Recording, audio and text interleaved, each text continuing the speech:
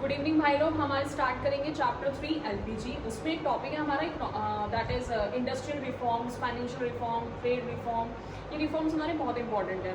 जैसा कि तुम्हें पता है कि हम एलपीजी लेकर ही क्यों आए, एलपीजी लेकर ही क्यों आए। इससे कंफ्यूज मत होना कि ये एलपीजी हमारी जो गैस हम सिलेंडर में भरते हैं उसकी बात हो रही है, नहीं, उसकी बात नहीं हो रही। LPG means that is liberalisation, privatisation and globalisation, और ये हमारा पार्ट है that is chapter 3। Economic reforms हमें लाने लगे थे क्योंकि उस टाइम पे जो हमारी इंडिया की कंडीशन थी वो बहुत ज़्यादा ख़राब हो गई थी। कंडीशन बहुत ज़्यादा ख़राब हो गई थी। ख़राब इन द सेंस ये भी क्वेश्चन आ जाता है कि what are the reasons, what are the reasons for economic reforms, for economic reforms. ये क्वेश्चन मोस्ट इंपॉर्टेंट है बोर्ड पॉइंट ऑफ व्यू से कि ऐसा क्या हो गया था जो इकोनॉमी को रिफॉर्म्स लाने पड़ गए थे। मतलब सोचो तुम, इतनी ज़्यादा गंदी सिचुएशन हो गई होगी हमारी इंडिया की कि हमें ही एक्शन लेना पड़ेगा, एलपीजी इंट्रोड्यूस करना पड़ेगा। तो पहले हम इस पॉइंट पे डिस्कस कर लेते हैं। 2 क्वेश्चंस होंगे इस चैप्टर से रिलेटेड स्टार्टिंग टॉपिक्स पे। तो फर्स्ट हम इसकी बात कर रहे हैं अभी। क्यों? क्योंकि जितने भी पब्लिक इंडस्ट्रीज थी, पब्लिक इंडस्ट्रीज थी वो अच्छे से काम ही नहीं कर पा रही थी। पब्लिक से कंफ्यूज मत होना कि हम लोगों की बात हो रही है। पब्लिक इसको गवर्नमेंट के लिए यूज़ हुआ है ये word.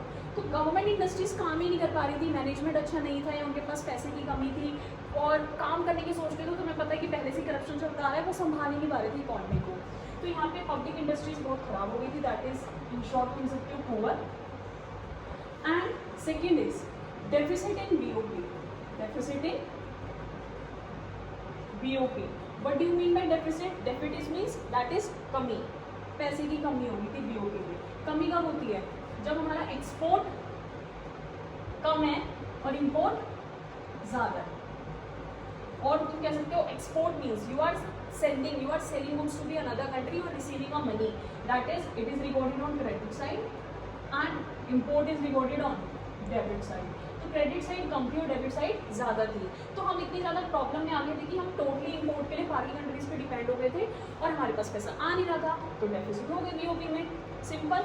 Next, this is the first point. Second point, third point, fall in foreign exchange reserve, fall in foreign exchange reserve. जब हम कुछ बाहर से एक्सपोर्ट ही नहीं कर पा रहे अभी इस वाली कंडीशन में, तुम कुछ बाहर भेज ही नहीं पा रहे, तो पैसे आएंगे कैसे? पैसे नहीं आ रहे तो मतलब फॉरेन करेंसी जो बाहर से आने वाली थी वो बिल्कुल कम हो गई थी क्योंकि कोई हम सामान बाहर से ही नहीं कर रहे, इसीलिए ये इससे इंटरलिंक है बिल्कुल। नेक्स्ट पॉइंट लिख सकते हो पब्लिक ह्यूज डेट। और गवर्नमेंट ने इकोनॉमी को चलाने के लिए इतना ज़्यादा ह्यूज डेप्ट कर लिया था अपने सर के ऊपर कि वो पे करना उनके लिए मुश्किल हो गया। तो पहले से एक तो पुअर कंडीशन चल रही है, पैसे हैं नहीं, ऊपर से तुम इतना ज़्यादा डेप्ट लेके बैठ गए हो, कैसों से चुकाओगे?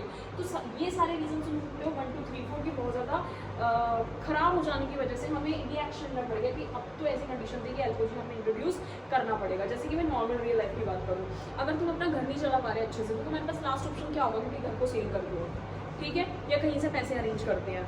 अब हमारे पास पैसे नहीं है किसी को देने के लिए, तो यही सब हमारी उस टाइम पे गवर्नमेंट ने किया था। And this is the most important question जो आने के पूरे चांसेस होते हैं। हम ट्रिकी क्वेश्चन थोड़ा घुमा के वो इसी स्टेटमेंट को चेंज करके पूछ सकते हैं, ठीक है। नेक्स्ट वीडियो में हम डिस्कस करेंगे the second important question from this chapter.